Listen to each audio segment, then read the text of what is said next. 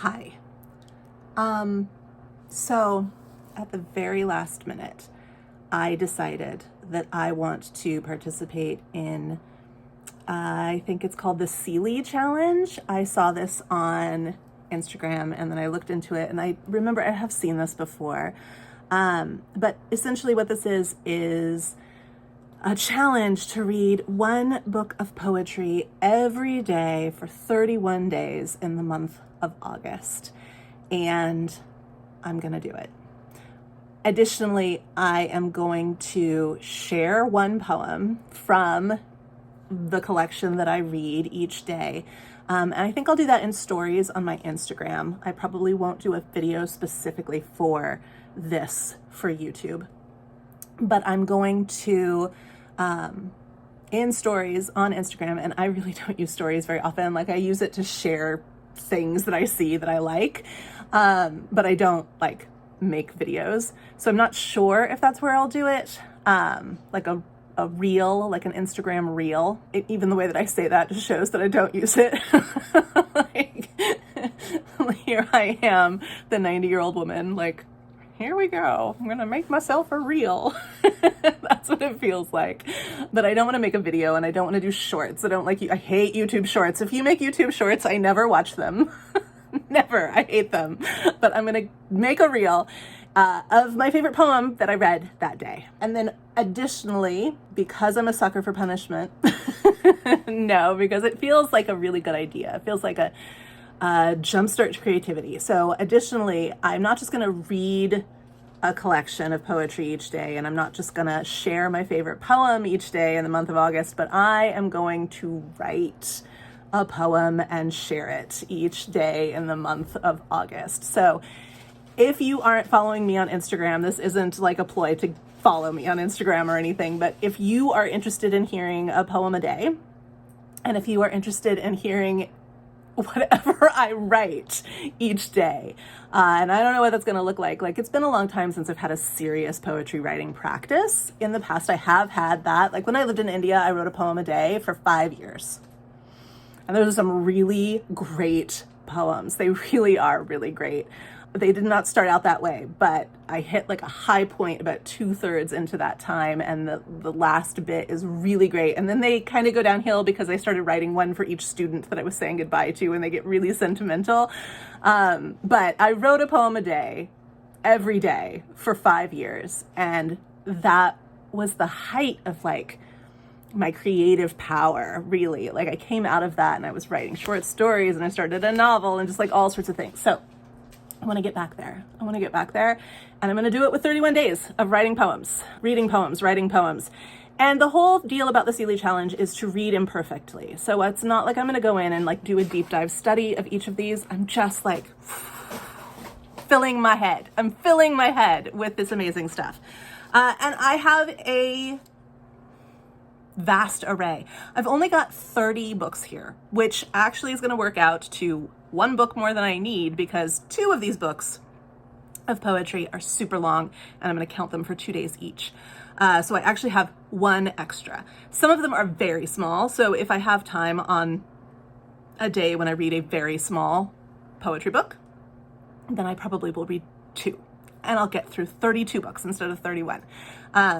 But that math doesn't add up. It's going to be the same amount of books no matter what. I teach English, not math. Just go with it. Okay, so first, I'm just not going to give you any context. I'm just going to go through what I'm going to read. This is not in the order that I'm going to read them. I'm going to pick them as they suit the day. But first I have 4 from someone who you will probably remember from your childhood. I have the quintessential Where the Sidewalk Ends. I can read this in a day. For sure I can read this in a day. I have A Light in the Attic. Again, I can read this in a day. I will read that in a day. I have The Missing Piece and The Missing Piece Meets the Big O. Then I have 2 that I've read before by Rupi Kaur. I have Milk and Honey and The Sun and Her Flowers. And I haven't read these in years, but I can read those again. I have Emily Dickinson's envelope poems. This is a collection. This is a collection of poems that Emily wrote on envelopes, exactly as she wrote them. So that is pretty cool. And I actually haven't, I got that as a Secret Santa exchange gift years ago, and I've read a couple like here and there. I've dipped in and out of it, but I've never just read it, so I'm excited about that. I have my very bent cover copy of The Wild Iris by Louise Gluck. I've never read this, but I love Louise Gluck, so I'm excited to read that. I have Joy Harjo's latest collection of poems, 50 Years of Poems for 50 Years, Weaving Sundown in a Scarlet Light. I love Joy Harjo. I haven't read this collection, and I'm excited to read it. I'm looking at the table of contents right now, and it has some of my favorites. Like, it has the poem that I shared on a previous video, Eagle poem. Oh, on my Q&A, I shared that. It has Grace, which is a poem I teach to my kids every year. Yeah, it's got some favorites, and it's got some new ones, and I'm very excited to read that. I'm gonna read a completely new to me collection by a completely new to me poet. I picked this up because I liked the look of it, and then I never read it, and so I'm going to read it now. This is Instructions for Traveling West, poems by Joy Sullivan. Same story, different poem, different poet, different poems, different poet. This is What Kind of Woman by Kate Baer. And then I'm going to reread two epics that I love, that I studied couple of years ago, but have read before that as well. I've never taught these or anything, but these are great and they're super fun. I'm going to read Sir Gawain and the Green Knight again, and I'm going to read Beowulf again. And I am going to read them in these two translations. They are my favorite translations. I know everybody gets all excited about the Seamus Heaney one, but no. And this one by Simon Armitage. Simon Armitage, such a treasure, such a treasure. Excited about that. I'm going to reread this. This is one of my favorite collections of all time. This is Wendell Berry's The Piece of Wild Things. I am going to read 3 Chinese poets by Vikram Seth. Vikram Seth is the author of A Suitable Boy, but he also has these haikus that he translated. And this was actually a gift to me from my good friend and former housemate, a birthday gift to me from my good friend and former housemate, Josie. And it was purchased for me in India, and I still have the little book stamp there. Yeah, that's good memories. And that book has been around the world with me.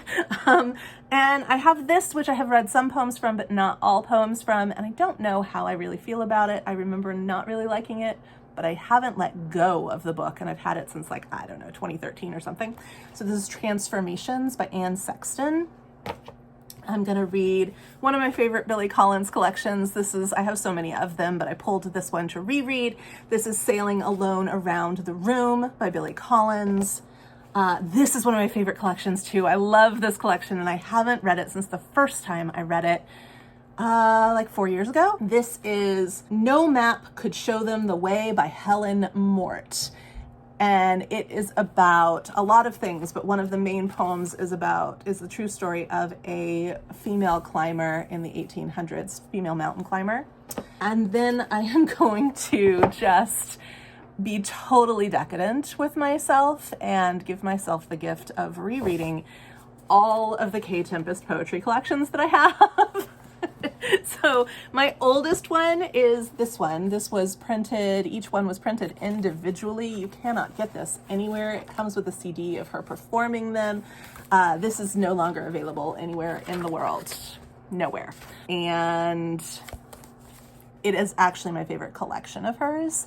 And so I'm really pleased to have this, and I'm going to reread this. This is Everything Speaks in Its Own Way. Then the next oldest that I have is Brand New Ancients, which I've talked about in previous videos recently. So I'm going to listen to this and read along and love that. Then I think the next one, I am not certain.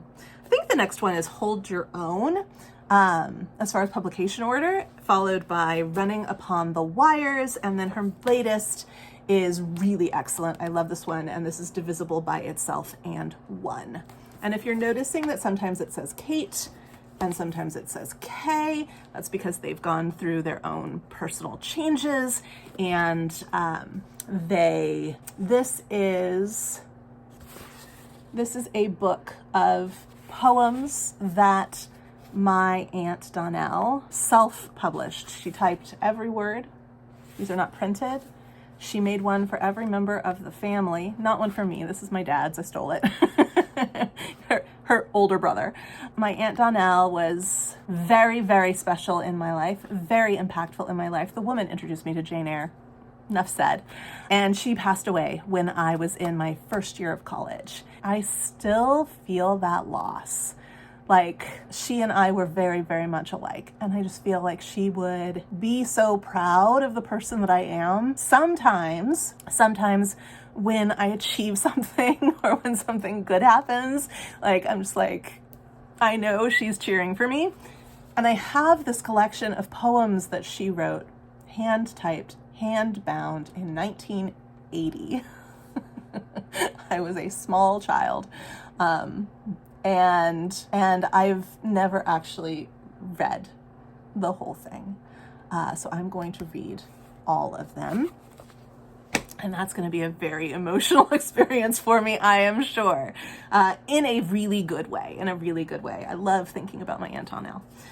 This is kind of non-traditional. I don't know if anybody's going to be up in arms about it, but it does present as a poem. This is The End We Start From by Megan Hunter. This is kind of like a genre-defying novel, essay, short story, poem thing. So I'm going to read that. I've had it forever and I've never read it. I'm going to read Jen Campbell's Please Do Not Touch This Exhibit. Jen Campbell is a fellow booktuber. She is an author. She was a bookseller. She is an advocate for people with physical differences, and she is amazing. She's not posting very much because she recently had a baby, but she just posted one this week. She is well worth a watch. Well worth a watch. She often recommends things that I will never want to read, but it's really interesting to hear her take on things. And fundamentally, we have a lot in common reading-wise. I also had the pleasure of taking a writing workshop from her, and she gave me feedback on a fairy tale that I wrote about an apple, and really powerful feedback. So I'm excited to read this. I haven't read this. I've read many short stories by her, but I haven't read much of her poetry, so I'm really excited to read that. This month, I am going to read Maggie Nelson's Bluets. I've never read this. I've had it on my shelf for a while. BookTube made me do it. I got it because of BookTube. Same with this one. This is the autobiography of Red by Anne Carson. BookTube made me buy it, and then I haven't read it yet, so I'm going to go ahead and read it in the month of August.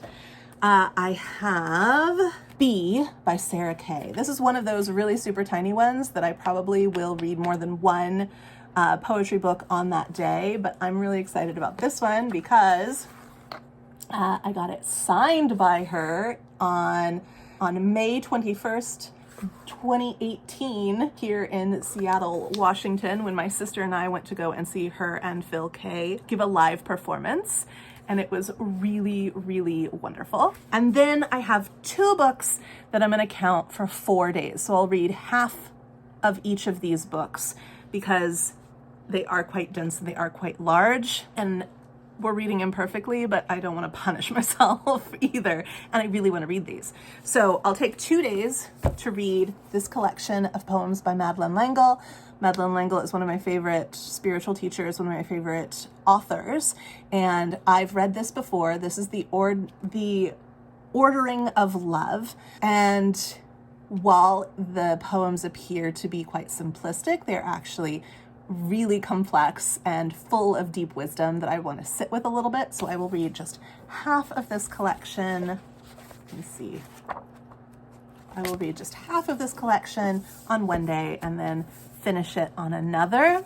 And finally, you can see why I might be reading this over the course of 2 days. Probably 4 would be better, but I'll do it in 2. This is another one of my favorite poets. This is Robert Hawes, and this is The Apple Trees at Olima, New and Selected Poems.